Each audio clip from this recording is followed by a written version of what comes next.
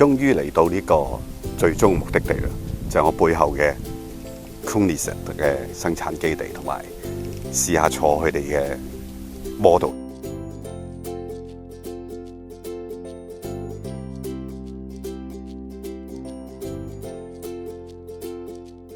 佢而家呢個位置其實係一個空軍基地嚟嘅，咁所以佢個生產線旁邊咧就已經有一個跑道可以試一啲好高嘅極速。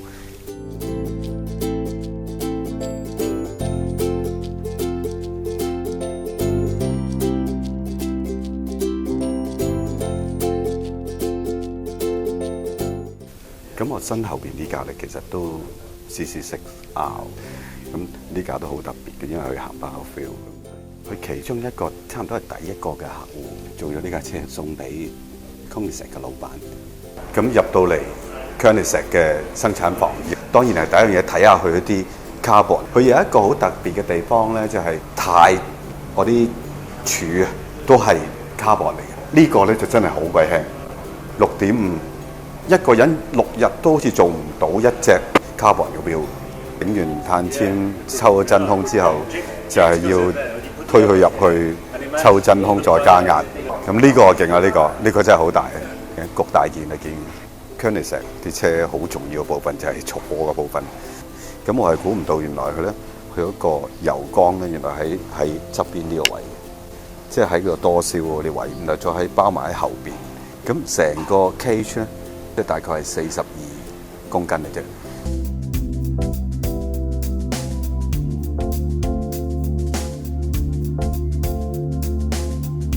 碳纖除咗大件嘅件，當然細件嘅件咧更加易做啦。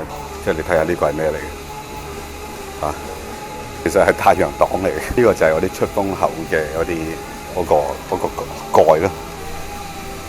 即係好似呢件，其實係啲引擎嘅入氣口嚟嘅啫。做車籠、做引擎裏邊咧，通常都唔會打磨啦。佢哋都做得幾多碳纖嘅工藝嘅。好似我身後呢個成個尾冚好大塊人咁高，都係大概20零公斤到嘅。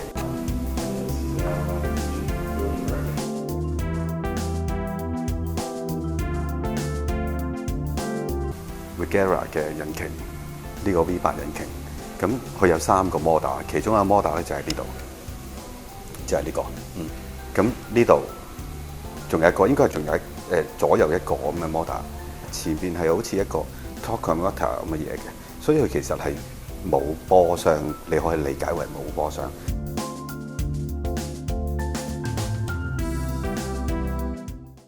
呢度就係裝成個前嘅副車架嘅地方，圓骨咧相當長，即係你睇下長到好似我手臂咁長。成個後嘅 subframe 啦，你見到個 A 字啱都係，哇！你以為係 formula 嚟嘅。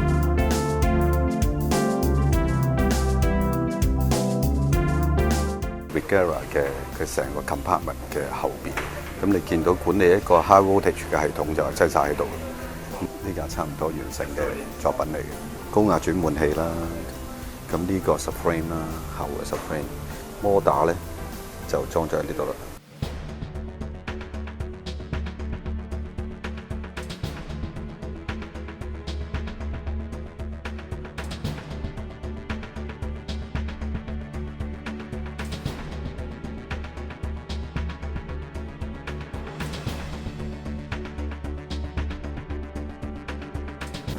喺車廠嘅門口，咁其實側邊就係佢哋試車嘅跑道。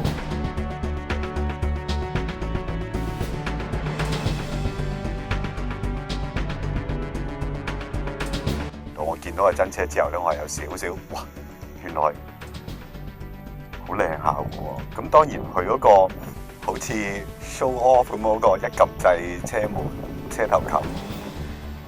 引擎蓋一次過電動打開閂埋嘅，係幾得意嘅，即係好似有啲話題咁嘅。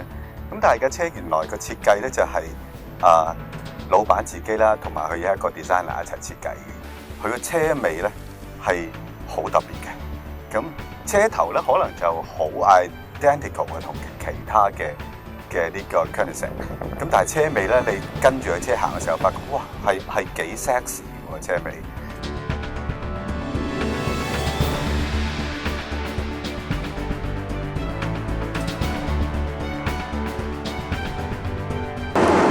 We have the track in here.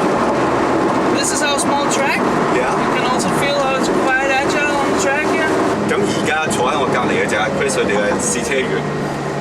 咁而家佢會試一次喺佢自己嘅私人嘅跑道嗰度就咁加速，睇下大家見到會係點嘅樣。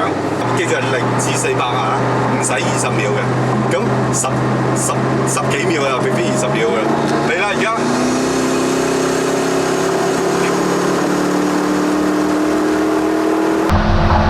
已經250啦。其實最關鍵嘅嗰個係，當你一加速嘅時候，其實佢係冇個波箱喺中間做嘅動力嘅轉接。